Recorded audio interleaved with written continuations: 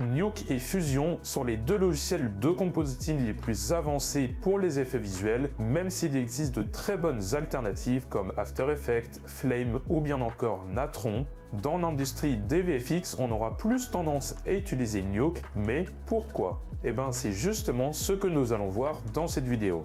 Ces deux logiciels ont des super fonctionnalités, mais Nuke, de manière générale, comporte des outils plus avancés. Commençons par le Deep Compositing, qui est une technologie seulement disponible dans Nuke. Le Deep Compositing est une technique avancée pour manipuler des images avec des informations de profondeur ou Deep Data, contrairement au compositing traditionnel qui travaille sur des couches 2D classiques. Le Deep Compositing inclut des données de profondeur pour chaque pixel de l'image. Cela permet une manipulation beaucoup plus précise des éléments dans une scène. Ça peut être super pratique pour venir mettre des cartes pour ajouter des éléments à l'intérieur d'un rendu, pareil pour faire un flow d'arrière-plan pour ne pas avoir des problèmes de liseré. Cette technologie a largement été utilisée par le studio Weta FX pour La Planète des Singes et d'autres films. Autre chose vraiment importante au compositing est la STMap.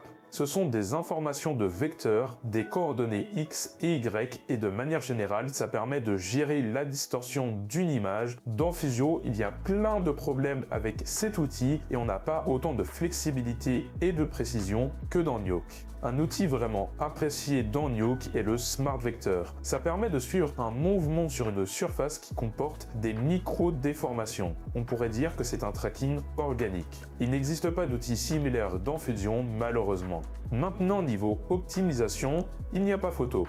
Par exemple, quand on fait du restore et qu'on en met beaucoup de transforms, ça devient super lent et ingérable dans Fusion. Un point très important est la communauté autour de ces logiciels et les outils développés par cette communauté. Pour Fusion, il y a un tas d'outils super intéressants sur Reactor. Pour Nuke, on peut trouver énormément d'outils sur Nukepedia comme le Dashgrain, le Despin Madness. Comme Nuke est utilisé par la majorité des professionnels, ces derniers créent les outils les plus avancés pour des besoins de production. Fusion et Nuke ont tous deux un système 3D intéressant, comportant les dernières technologies comme l'USD. Par contre, au niveau du système de particules, Fusion gagne un point. Son système de particules est juste incroyable. On peut vraiment aller super loin pour un logiciel de compositing, là où on sera beaucoup plus limité sur Nuke. Par contre, il existe un plugin assez incroyable pour Nuke, Eddy. Eddy a servi par exemple à générer les effets de magie sur Doctor Strange. La gestion des layers est la chose qui m'énerve le plus sur Fusion. Par exemple, pour extraire des passes 3D, ça peut vite être super long étant donné qu'il faut aller chercher chaque passe individuellement pour chaque canal de couleur. Là, sur Nuke, en 2 secondes, c'est fait. Pareil, il n'y a pas de gestion de multilayer sur Fusion, on doit importer autant de load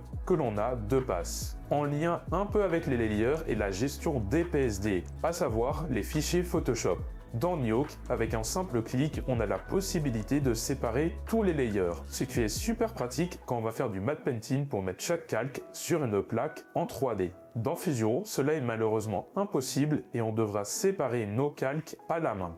Alors un point que j'aimerais nuancer est la présence des cryptomates. Ça sert tout simplement à sélectionner des objets 3D pour en faire un masque. Dans Nuke, on a cette fonctionnalité, alors que dans Fusion, on ne l'a pas en natif et on devra passer par Reactor, ce qui est un peu dommage, je trouve, on aurait aimé l'avoir en interne. Un sujet plutôt à la mode est l'intelligence artificielle. Dans Fusion, on n'est pas trop gâté à ce niveau-là. Dans Nuke, on a accès au copycat, à des outils d'upscale pour augmenter la résolution de nos images, ainsi qu'à la caterie avec des outils tous plus intéressants les uns que les autres. Une super fonctionnalité dans Nuke et qui est impossible dans Fusion est l'utilisation de la passe de normal et de position pour venir relighter une scène, et ça, c'est génial. Un point décisif et qui vous fera choisir un logiciel plutôt que l'autre est le prix. Fusion est à 275 € alors que Nuke est à plus de 4000 € par an, même s'il existe une version non commerciale gratuite. Si tu désires te former sur ces logiciels, on propose une formation super complète à la fois sur Fusion